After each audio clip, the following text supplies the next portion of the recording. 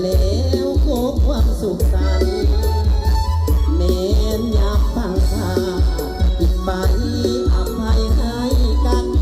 ดวงใจสองจงยึดมั่นโตกับควันตัวเดียวมีดี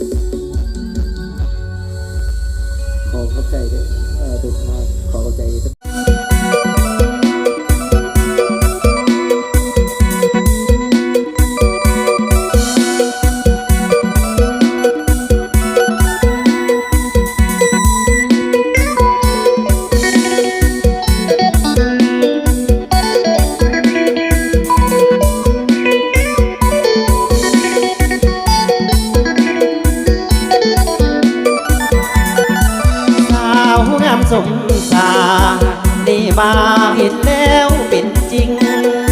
ว่าจงงามหมดทุกสิ่งสมเป็นยอดจริงสวยจริงทุกอย่างอายขอเอ่ยถามคนงามต่อไปเดินหน้า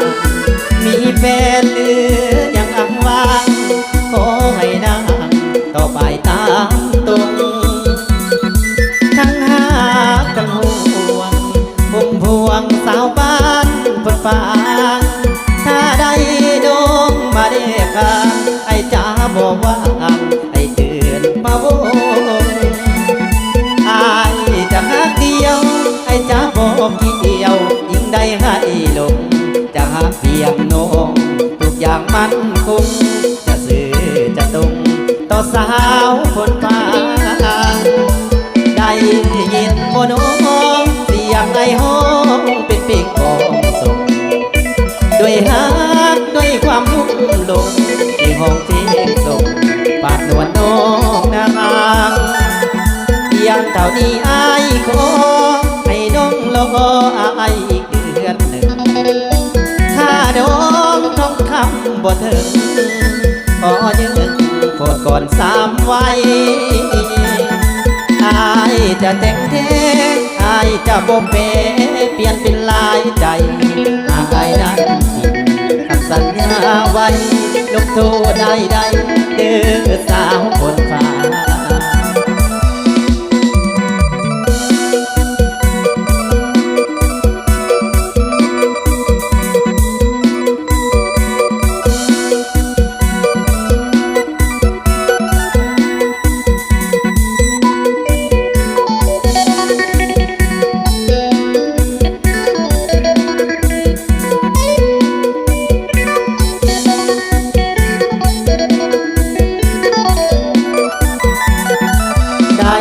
ยินบ่น้องเสียงไอ้ห้องเป็นเพลงของส่งด้วยฮั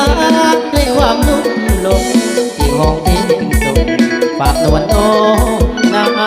งเพียงเท่านี้ไอ้ขอให้น้องรอ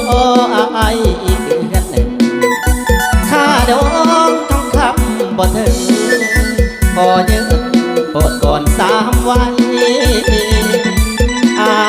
จะเต็มเทอายจะบ่แพ้เปลี่ยนเป็นลายใดหากได้นั่งปิดคำสัญญาไว้ลงโทษใดๆเด้อสาวคนไท